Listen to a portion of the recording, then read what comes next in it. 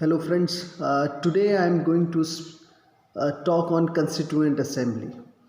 AFCAT exam is coming and I know you all are very busy preparing for your AFCAT exam. So just I thought that why don't I, start the series that will help you to cover some of the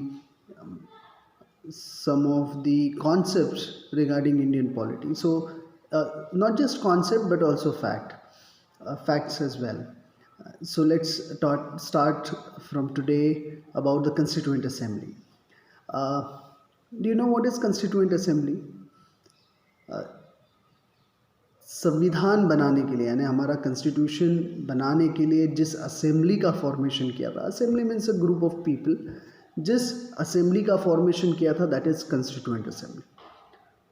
अब जब ये constituent assembly हमारी होनी चाहिए जो एक constitution बनाएगी, ये पहली बार एक हमारे यहाँ के जो पायनियर लीडर थे, communist Pioneer leader M.N.. Roy, उन्होंने ये बात रखी। बट इसका मतलब ये नहीं कि बाकी लोगों ने कभी बात नहीं की होगी। मे बी ये हो सकता है कि publicly first time he is the one who demanded for the constituent assembly for the framing of Indian constitution.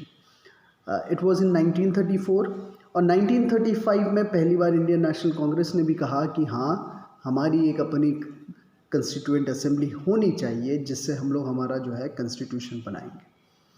तो 1938 याद रखिएगा, 1938 year, in this year Jawaharlal Nehru on behalf of INC, that is Indian National Congress, he expressed his view that yes, India should have a constituent assembly which will frame its own constitution without interference, and this constituent assembly will have elected members by adult franchise. बहुत important है ये statement में बहुत सारी चीज़ें दी गई है। पहला स्टेटमेंट, यस कंस्टिट्यूएंट असेंबली होनी चाहिए, कॉन्स्टिट्यूशन होना चाहिए।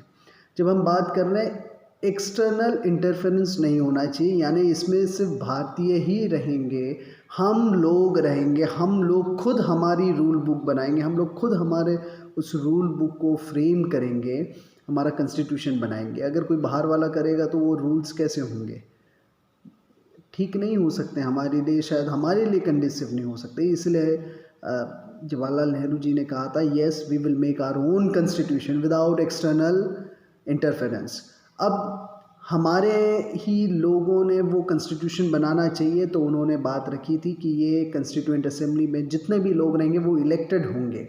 माने कोई राजा महाराजा के लोग आ गए और पूरा उन्होंने कॉन्स्टिट्यूएंट असेंबली बनाई और वही लोगों ने बुक बनाए और वही लोग राज कर रहे हैं, ऐसा नहीं। इलेक्टेड मेंबर बनाएंगे तो वो अपने लिए ही जो एक सिटीज़न है इंडिया का, उसके लिए जो एक रूल बुक रहेगा वो खुद बनाएंगे।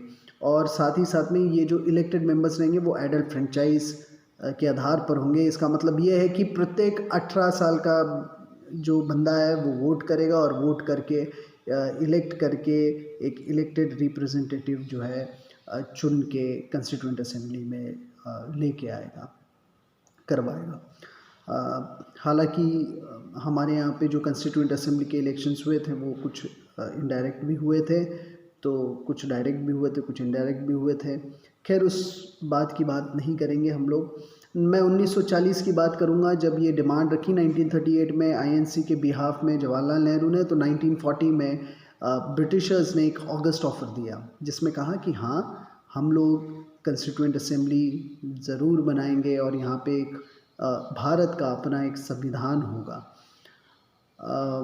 इसी के साथ में ध्यान में रखते हुए 1942 में इंडियन नेशनल कांग्रेस ने क्विट इंडिया मूवमेंट की शुरुआत करी। और जैसे ही क्विट इंडिया मूवमेंट की शुरुआत हुई तो एक क्रिप्स मिशन प्लान भेजा गया, क्योंकि ब्रिटिशर्स जो भारतीय हैं, जो इंडियंस हैं, उनका सपोर्ट चाहते थे। वो दौर था सेकेंड वर्ल्ड वॉर का, और ब्रिटिशर्स को ह्यूमन रिसोर्सेज चाहिए थे, मटेरियल रिसोर्सेज चाहिए थे। अब ये जब दोनों रिसोर्सेज चाहिए और ऐसे वक्त में इंडिया जो कि सोने की चिड़िया थी, इतना बड़ा देश था जहाँ से इतने सारे रिसोर्सेस आराम से आ सकते थे, और ब्रिटिश रॉयल आर्मी में इंडियंस भी बहुत ज़्यादा थे। तो ऐसे वक्त में अगर सिविल मूवमेंट अगर बहुत ज़ोरों शोरों से चलती हैं तो ब्रिटिशर्स को बड़ी तकलीफ़ हो जाएगी, और यहाँ से जापानीज़ भी जो है ऑलरेडी अंडमान निकोबार की तरफ में बढ़ रहे थे।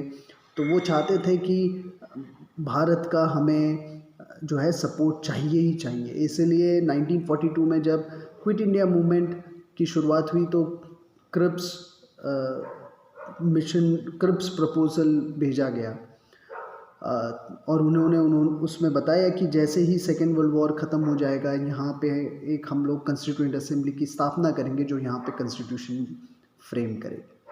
बट इस प्रपोज़ल को मुस्लिम लीग ने स्वीकार नहीं किया। इसके चलते ये हुआ कि कैबिनेट मिशन को यहाँ भेजा गया, अलग से कैबिनेट मिशन। और कैबिनेट मिशन जब यहाँ आई तो उन्होंने जो प्रस्ताव रखे वो इंडियन नेशनल कांग्रेस ने भी एक्सेप्ट किए, और साथ ही साथ में मुस्लिम लीग ने थोड़ा 19-20 कुछ चीज़ों पे एक्सेप्टेंस बताया, कुछ चीज़ों पे एक्सेप्टेंस ना बताते हुए, रिजेक्शन दिखाते हुए, ऐसे करते मोटा मोटी उन्होंने वो चीज़ एक्सेप्ट कर ली, और कैबिनेट मिशन प्लान के तहत हमारे यहाँ पे कंस्टिट्यूएंट असेंबली का गठन हुआ। आज के वीडियो में कंस्टिट्यूएंट असेंबली के बारे में इतना ही हम लोग कवर करेंगे। आपको अगर कोई प्रश्न है तो आप ज़रूर हमारे कमेंट बॉक्स में डाल सकते हैं। Thank you very much.